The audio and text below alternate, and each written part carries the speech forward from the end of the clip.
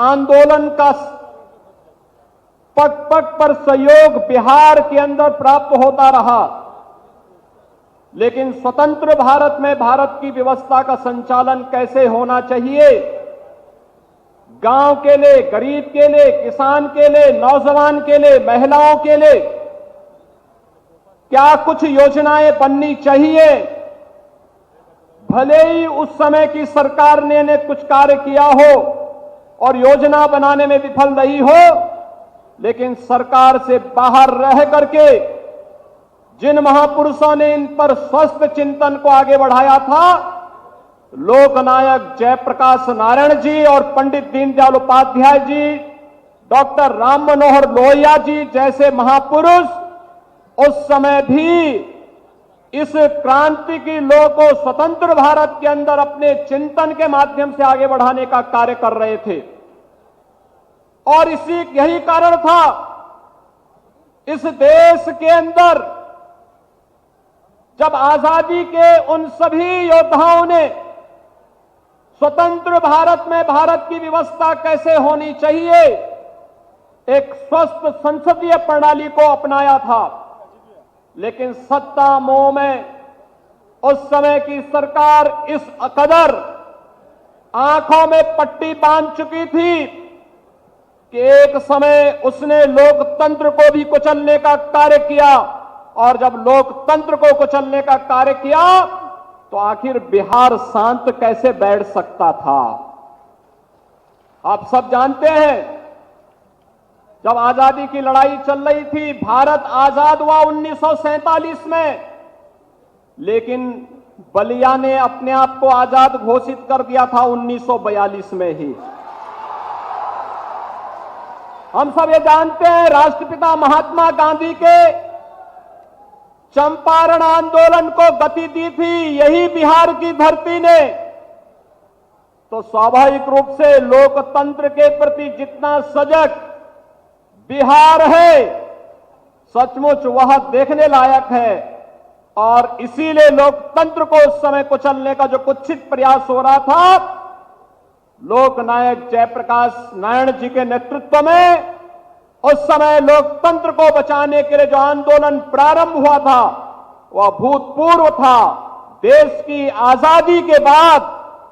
इतना बड़ा सशक्त आंदोलन जिसने तत्कालीन सरकार को घुटनों टेकने के लिए मजबूर कर दिया था, और जनता जनार्दन की अदालत में उस सरकार को जाना पड़ा था। भाइयों बहनों, जयप्रकाश जी के उस सपने को आज साकार कर रही है आदरणीय प्रधानमंत्री नरेंद्र मोदी जी के नेतृत्व की भारतीय जनता पार्टी नेतृत्व की सरकार। आपने देखा होगा, समाज का कोई तबका आज के दिन पर ऐसा नहीं जिनके हितों के लिए कार्य न हो रहा हो। आदरणीय प्रधानमंत्री जी ने 2016 में उज्ज्वला योजना की शुरुआत इसी उत्तर प्रदेश के बलिया जनपद में प्रारंभ करके देश के अंदर अब तक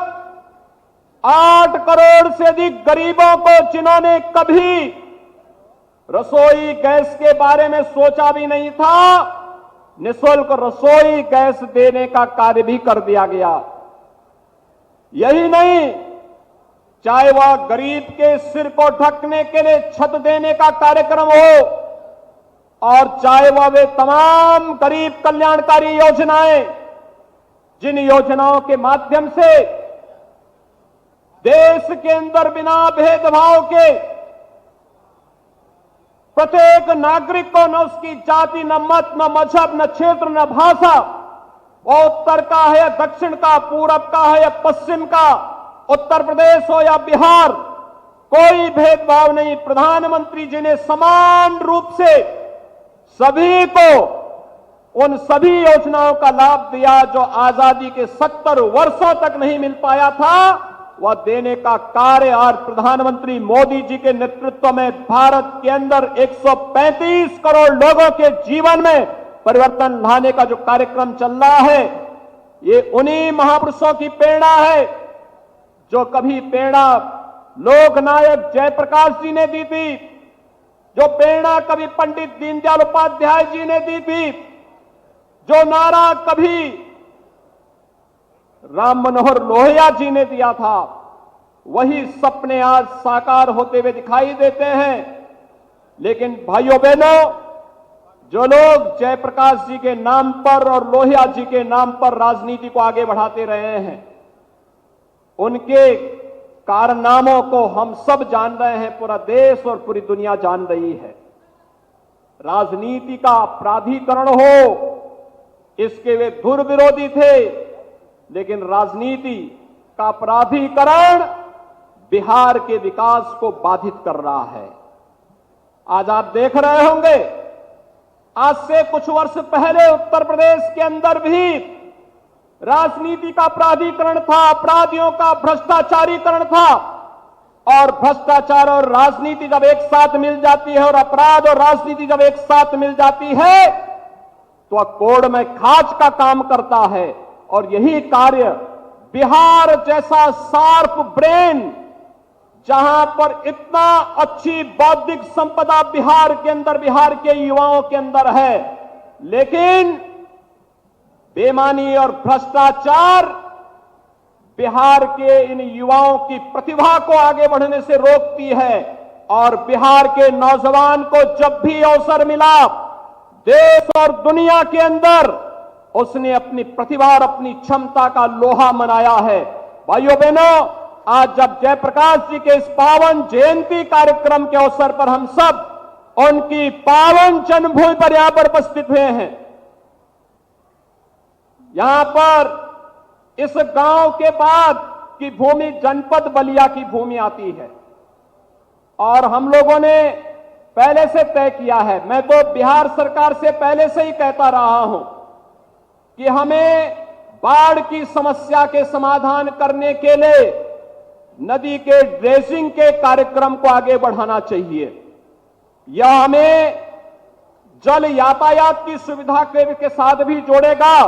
और हर वर्ष आने वाली बाढ़ की समस्या का समाधान भी करेगा। उत्तर प्रदेश के अंदर 2017 के पहले 38 जनपद ऐसे थे जहां पर भीषण बाढ़ आती थी, बरसात हुई, बाढ़ से क्षेत्र जलमग्न हो जाते थे। भाइयों बहनों, आज केवल 3 से 4 जनपद हैं जहां बाढ़ आ पाती है, और वह भी अगले 1-2 वर्ष के अंदर हम उसे भी बाढ़ से सदैव के लिए मुक्त करने के कार्यक्रम के साथ आगे बढ़ रहे हैं। और आज मैं आपको यही आश्वस्त करने के लिए आया हूं कि वह कार्रवाई नदियों को चैनलाइज करना, जल यातायात को खोल करके उसे आवागमन के लिए भी बनाना, और साथ साथ बाढ़ से होने वाली जनधन की हानि को सर्वथा रोकने के कार्यक्रम को आगे बढ़ाना, ये सभी कार्यक्रम आदरणीय गृह मंत्री जी के नेतृत्व में उत्तर प्रदेश ने मजबूती के साथ अपने यहां लागू किया है। उसके अच्छे परिणाम सामने आए हैं और बहुत शीघ्र यहां पर इस जो द्वाब मिलता है, खासतौर पर मां गंगा और मां सरयू के इस संगम स्थल पर यह क्षेत्र हर वर्ष बाढ़ की त्रासदी को झेलने के लिए जो मजबूर होता है, उसको भी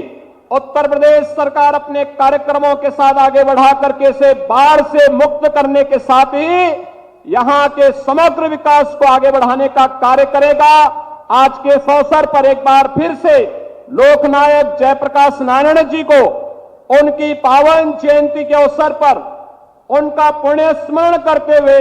मैं कोटि कोटि नमन करता हूं, विनम्र श्रद्धांजलि अर्पित करते हुए आप सभी को, क्या आप सब आदरणीय गृह मंत्री जी को सुनने और आज के इस कार्यक्रम को भव्य बनाने के लिए यहां पर आए हैं। मैं एक बार फिर से माननीय गृह मंत्री जी का हृदय से स्वागत करता हूं। आप सबको हृदय से धन्यवाद देते हुए आप सबके प्रति भी अपनी शुभकामनाएं देता हूं। धन्यवाद। जय हिंद। बहुत बहुत आभार माननीय मुख्यमंत्री उत्तर प्रदेश श्री योगी आदित्यनाथ जी का। देवी सज्जनों, जिनकी प्रेरणा